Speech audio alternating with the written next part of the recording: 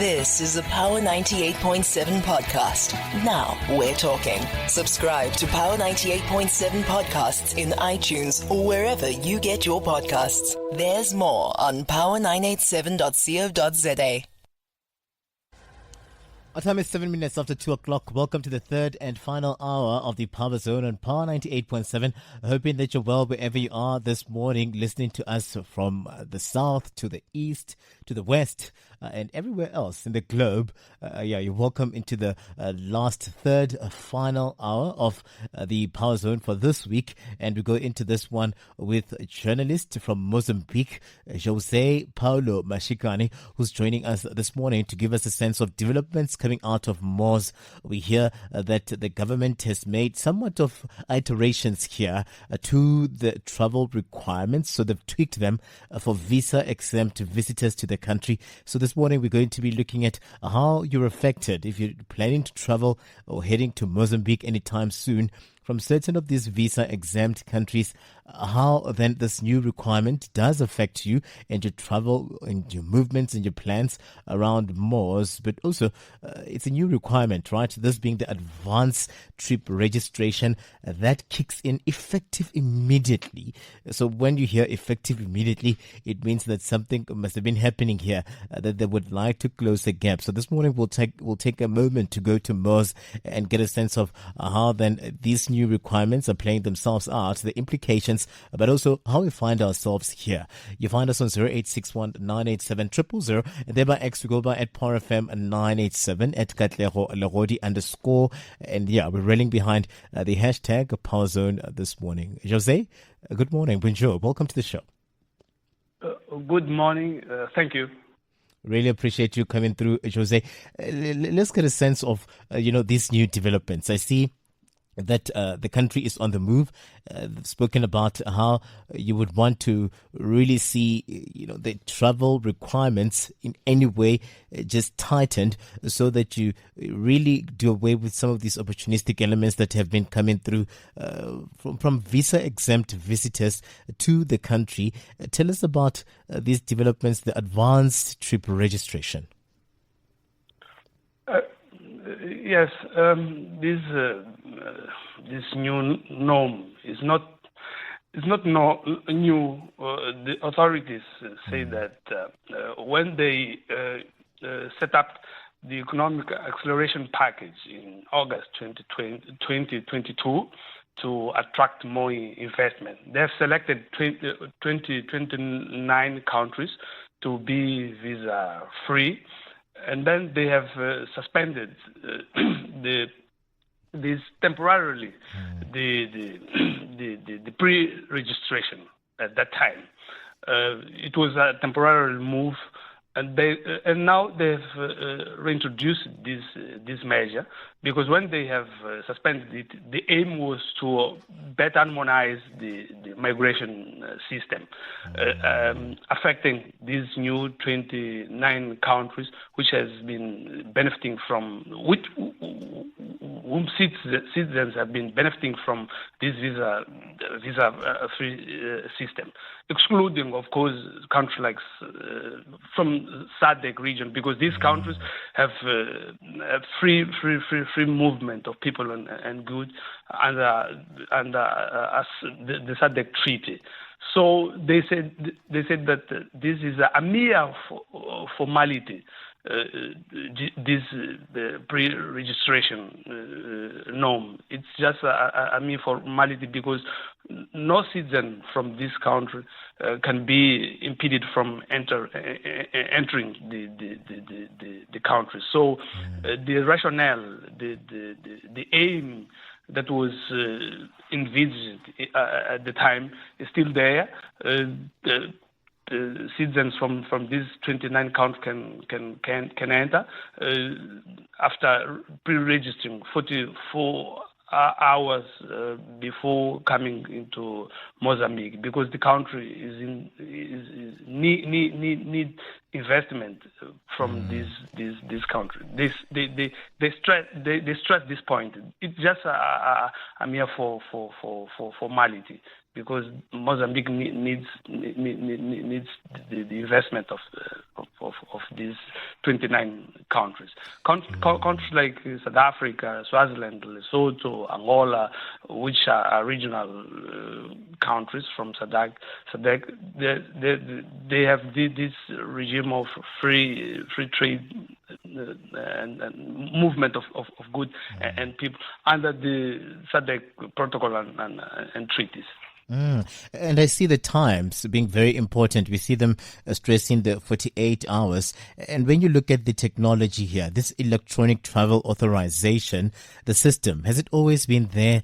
Is it something that maybe, I know you said that earlier on they had indicated and then they more or less paused some of these plans.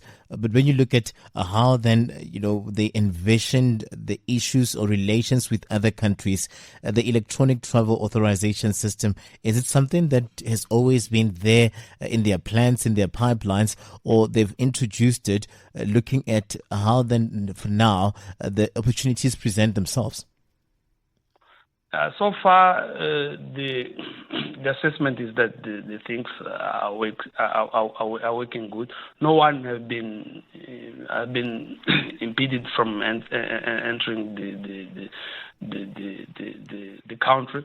But taking into account the deficiencies that Mozambique has, that question that you are putting is not to be ruled out. But so far, they say that they have suspended the pre-registration exactly to refine, to calibrate the conditions to give the travel permit to those who are interested in coming into Mozambique. But they say that the assessment that they did so far is indicating that things are moving smoothly. And when we look at these countries as well, we see that there is this stark difference. Those that would need this 48 hours will have to adhere to this rule around 48 hours. At the same time, very well that there has been that 30-day, tourism, kind of a flexibility approach to how then people would move into Mozambique and their likes. I'm just speaking from a sense of South Africa's take and where we find ourselves here. We do have South Africans that are passport holders. Where does this leave them? So the requirement is to have the passport for countries for citizens from countries like South Africa, and the requirement is the same with the country which have no visa-free agreement with Mozambique. The difference is that a South African citizen can have he's free from visa. He can enter in Mozambique without visa. The citizens of these 29 countries, they have to pre-register themselves through this electronic online application 44 hours before. The difference is that you have to hold your identification documents, and then they are assuring the people that no obstacle will be posed if you follow this requirement. You will be allowed into Mozambique because Mozambique needs investment from these 29 countries. So that is their assessment, and I believe so, because when they selected these 29 countries, the aim was to attract investment from the business people and other entities from this country. So I don't see why they will pose obstacles, because the country is in much need of investment. Just a reminder to our listeners at home that we're speaking to Jose Mashikani. Jose coming through from Mozambique as a journalist there, helping us make sense of this new Mozambican travel requirements and just getting a sense of where those would leave you as a South African that is traveling into Mozambique most of the time, but also doing business there. You'll need to know how then some of these, requirements tend to affect you. You find us still online on 0861 987 000, and thereby we go by at Power FM 987 at Katlego Legodi _ So does this mean, I heard you say something there that you can still be allowed into the province, into the country, looking at some of these new developments here. I wanted to say, what then becomes the consequences if you haven't, registered on this Electronic Travel Authorisation database? So what would become the consequences? Do we see them barring you from boarding? Do we see them barring you from entering here, the country? How do we see this then playing itself out, Jose? Yeah, if you fill this application and you are from these countries which are under this regime, only at very extreme circumstances can you be barred from entering the country. So far, no one has been narrating a circumstance in which he has been barred from entering the country. Some people are worried. It's normal because this measure was not in place. It was suspended in April 2023, and many people were not familiar with this norm. But assessment and taking into consideration the conversation that I had with some people, they're saying that people are getting into Mozambique normal. People from these 29 countries, because people citizens from SADC, they are free to come into Mozambique with passport, because as you may know, SADC has this protocol, has this treaty of free movement of people and goods. It's not a region which is fully integrated, but we have this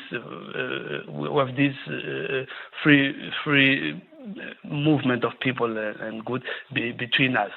Jose can come for a short visit to South Africa holding just the passport. This is the current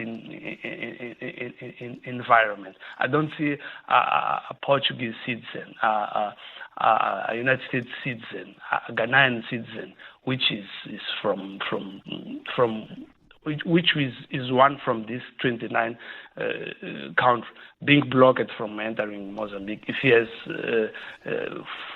filled this application 44 hours before. I know that is a constraint at some point, but they have said that they will reintroduce this because you see this country has not the same status as SADC states, because SADC state has multilateral treaty, but Mozambique and the United States don't have this treaty. Mozambique unilateral has decided to give the United States citizens facility to enter into Mozambique, because we need investment from Canada, from Denmark, from Switzerland, so you name it, countries which are part of this list. Yeah, I wanted to talk about that, right? The issues of investments and how we see the economy faring there in Mozambique, and look also, Jose, at the tourism sector. These would be at some point the backbone of some of the emerging economies, and I'd like to believe that Mozambique also has plans looking at growing the economy through some of these interventions. How has the tourism sector been doing there, and do we see some of these these developments as well, pushing then for even greater investments, greater ways of doing business, and even attracting some people that have not done business with Mozambique before to say that as much as we, transform, we tweak and go into some of these issues around legislation where traveling into Mozambique and ours is concerned, then there's an opportunity for you to come through and invest into the economy of the country. How has the economy been doing, but also the tourism sector and some of these investments that will be needed, the foreign direct investments? Yeah, the tourism was booming. We have many challenges to have a very speedy dynamic in the tourism, because we have this country is vast and it's underdeveloped. We have infrastructure challenges. We have corruption within the state officials. You can be stopped by police anywhere, and tourists don't like that. That's normal. But even though the tourism were booming, maybe now is retracting because of the political turmoil that we had from October, when we had general elections. Now we have to assess if the tourism is regaining the impulse again.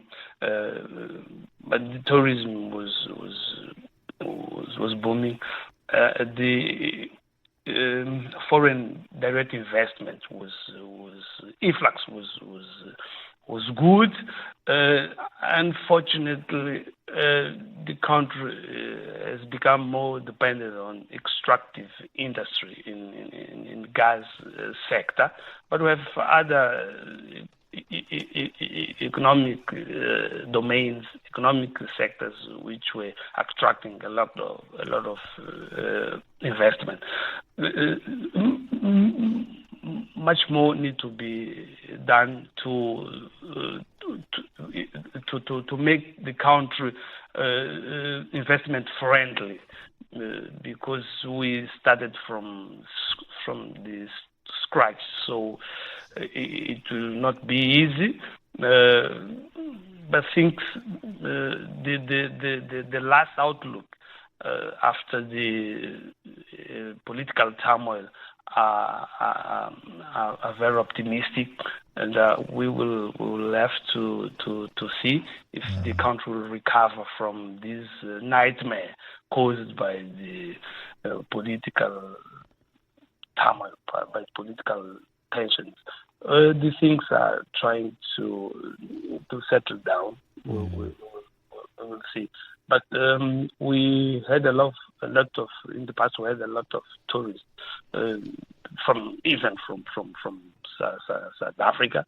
Many.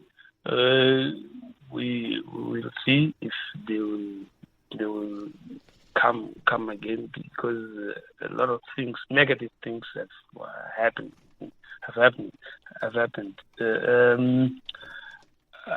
affecting the country and affecting the image of a good tourism destination. I'm just hoping that really, when you look at it, some of these issues would come through for the economy. Do we see things, I mean, it's still early days for this administration, but do we see things starting to look up in terms of policy as well? Do we see the country, really opening itself up for business? I know very well that we're all looking at some of these developments coming out of the globe in terms of what came out of these tariff shocks from the United States, for instance. A lot of economies have had to rethink how they do and they push, their businesses and they grow their economy. You spoke of, regional harmonization and integration in terms of trade that we've been having and experiencing on the continent. There are talks as well around the Africa Free Continental Trade area, whereby most of those that are on the continent would want to take advantage of that market and that space there. Do you see the government and the cabinet looking at some of these issues and preparing themselves with all of these issues in mind?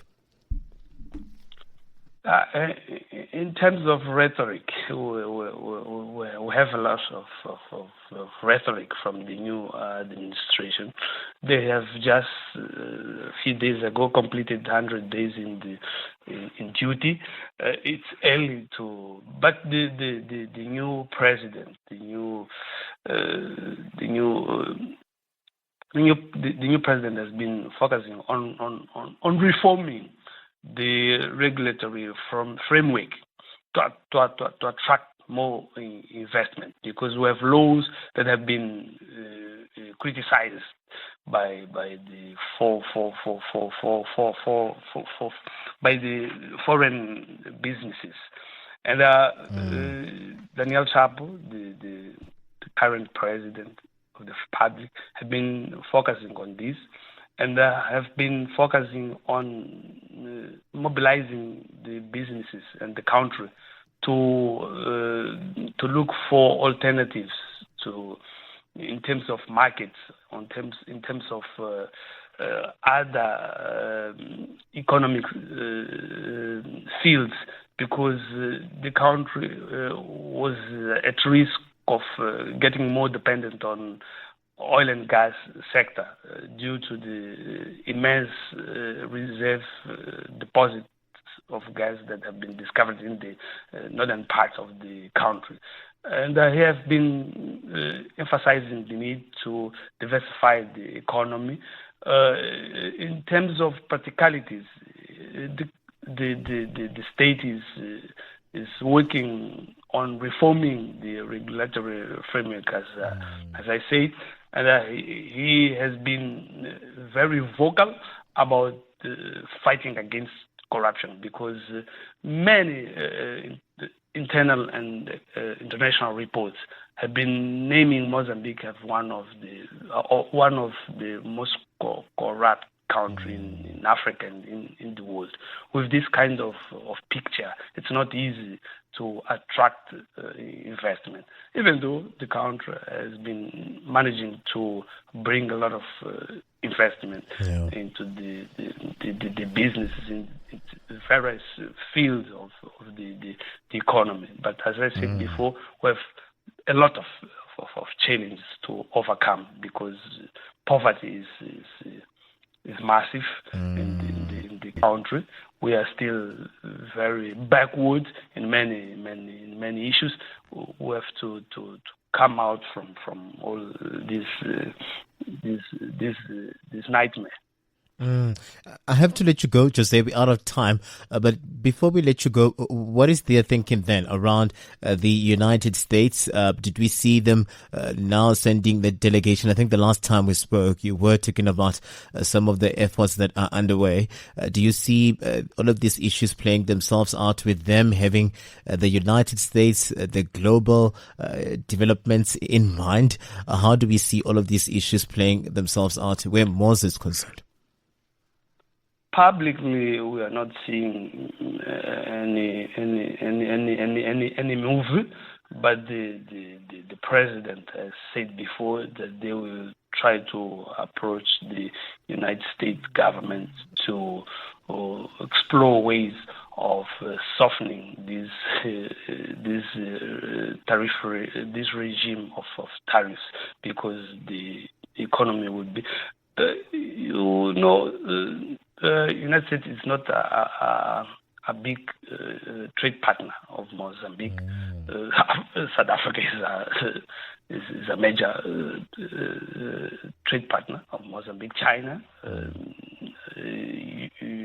but United States is I guess the biggest donor of the country. The pain will be felt on that field, on the aid, but not on the trade, because we need everything. but the trade is not so huge, so massive. So this 10% of tariffs imposed on Mozambique will hurt the economy, but not in a very large scale. The preoccupation, the worrying is about the aid, humanitarian aid, because the United States was a very important aid. If you talk to NGOs, civil society organizations, they don't hide that they are very concerned about these cuts on international aid from United States. Awesome. Jose, I want us to leave it here for this morning. I mean, we're looking forward to all of these developments playing themselves out for the people of Mozambique. You have said that there are a lot of issues on the ground. People here are poverty-stricken. You would want then for all of these strategic investments or the strategic moves by the powers that be, the government, to have the people and the economy in mind. So I'm just hoping that really when you look at it, some of these issues will play themselves out, and we'll see the new developments coming through for the people. So if right now I want to get further information here, is there somewhat of a website? How do people get to verify whether their country is the one that is going to be affected by this new travel requirements or not? Or even if you are registered and the likes, is there somewhat of a platform here that people can check before even departing or making plans to move, whether you've been approved or not? Yeah, it's easy. You just have to go to the official website. It is available, and you can see that how is your country, how can you get into Mozambique. It's not difficult to check that. You have a lot of information available about these new schemes. Okay. Really appreciate you coming through, Jose, and I'm hoping that really we'll see things starting to move and the economy turning the tide where Mozambique is concerned. But it's always a pleasure having you on. Thank you for having me. Really appreciate it, man. Asante sana. Asante sana. Thank you.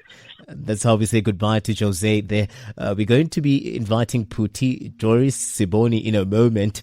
So Puti is coming through here to help us mark Africa month. And this morning we'll be looking at some of these developments that are playing themselves out as we go into May. You've been listening to a Power 98.7 podcast. For more podcasts, visit power987.co.za or subscribe wherever you get your podcasts.